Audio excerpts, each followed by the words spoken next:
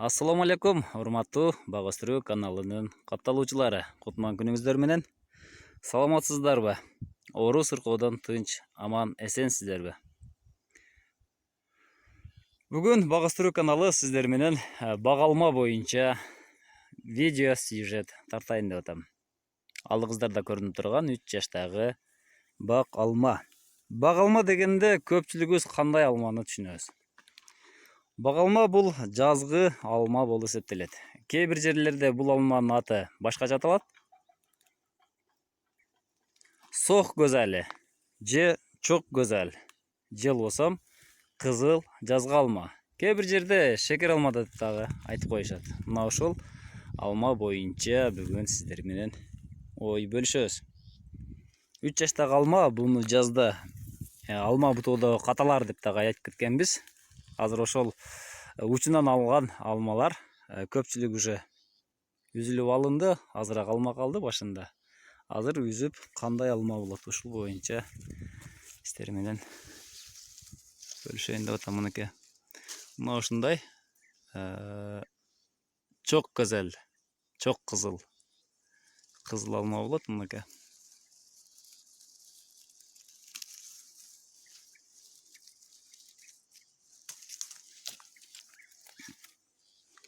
Мына алмаларды үздүк. Азыр бышылып жетилген маал. Билесиздер, көбүнчө мен тарткан, мен жашаган жер деңиз деңгээлинен 1000 метр бийиктен жогору. Азыр бул бак 1300 метр бийиктикте жайгашкан. Мына бул колумда турган,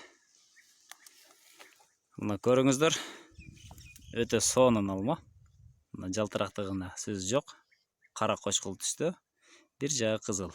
А экинчиси мынакей бир жагы көк, бир жагы оттой кызыл алма. Мынакей. Мына ушул алма бак алма деп аталат. Бак алма. Быйылкы жылы сезондо 50 сом, 60 сомдон оптом фурага жүктөлдү мына ушул алма. Бул алманы эң Кыргызстандын эң ысык жерлеринде өстүрүүгө болот. Ортоңку зонага дагы өстүрсө болот. Жогорку зонага дагы өстүрсө болот. Бул алманын өзгөчөлүгү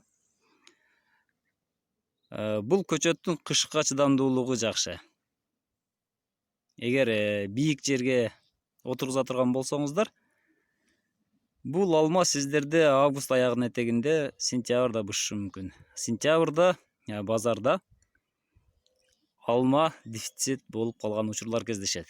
Биринчи базарды аныктап алыш керек. Мунун базары азырынча Казакстан, Россия жана Белоруссия. Мына ушул жака кетип атат азыр.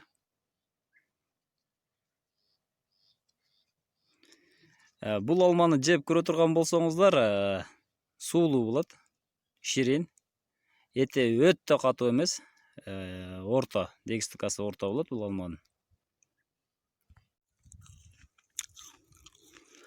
Ох, карсылдайт го жерген. Даамы жакшы бул алманын.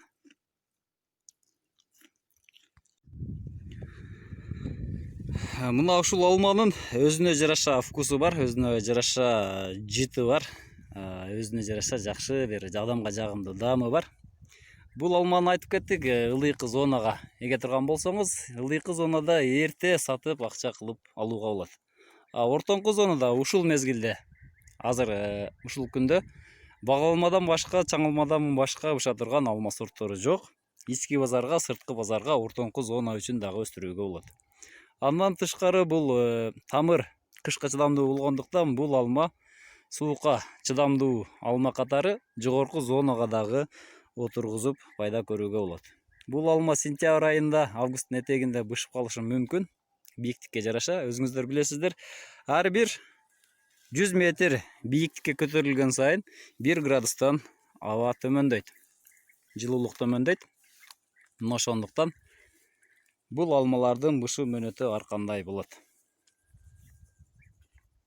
Бул алманын дагы бир өзгөчөлүгү ооруларга туруктуу келет.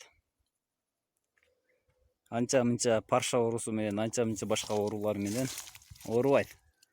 Курчак өст менен дагы бул алма аз ооруйт. орто көлөмдө болот. Анчалык чоң көлөмдө азыраак кездешет. Орто көлөмдө болот. Базар өтүмдүү.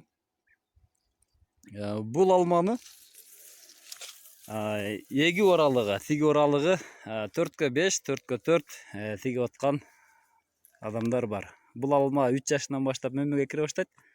Мына ушул алма 3 жаштагы алма.